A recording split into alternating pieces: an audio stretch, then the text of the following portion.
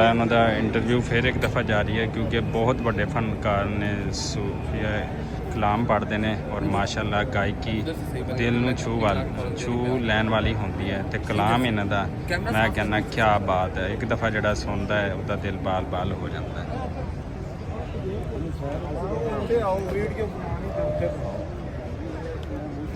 अस्सलाम वालेकुम सज्जनों बेलियो ਤੁਹਾਡਾ ਕੀ ਹਾਲ ਚਾਲ ਹੈ? ਉਮੀਦ ਹੈ ਸਾਰੇ ਠੀਕ ਠਾਕ ਹੋਣਗੇ, ਵਧੀਆ ਹੋਣਗੇ। ਲਹਿੰਦੇ ਪੰਜਾਬ ਤੇ ਚੜ੍ਹਦੇ ਪੰਜਾਬ, ਆਓ ਫਿਰ ਪੰਜਾਬ ਦੇ ਰੰਗ ਦਿਖਾਈਏ ਤੇ ਸਾਡੇ ਨਾਲ ਜੁੜੇ ਰਹੋ।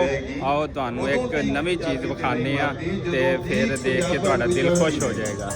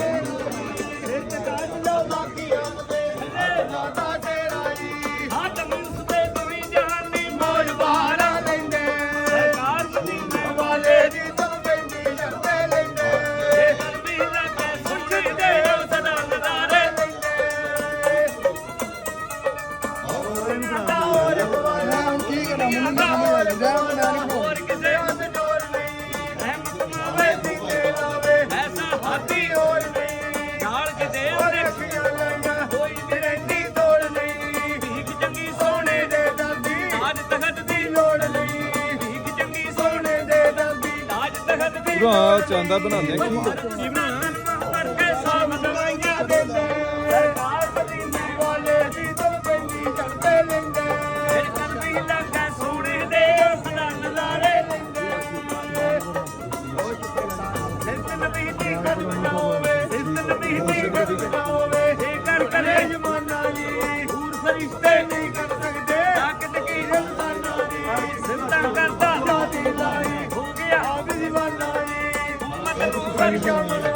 हसन हुसैन दा उम्मत नू बख्शावन वाला हसन हुसैन दा जिस्म खुदा दी अली मुर्तजा शेर खुदा दा कहंदे आल मदीने वाले दी तुम पैंदी जांदे लेंदे जे कलमी लाता सोने दे उस दा नज़ारे लेंदे। वाह जी वाह, बहुत बढ़िया तस्वीर ला लो अली एक फोटो ले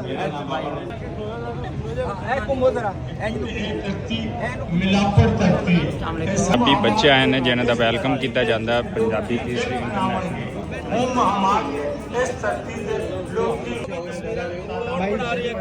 प्रोफेशनल फोटो अपना हाँ जी सामने देखिए आ जाओ भाई सर पीछे बनाओ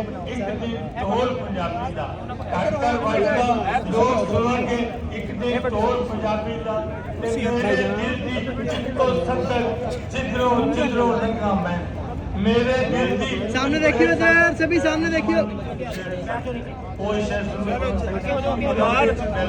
मेरे दिल दी इक्को संदर सामने देखियो इधर, सामने देखियो इधर सर जी भाई पता नहीं करी यार के आ रहे। अच्छा अच्छा आ जा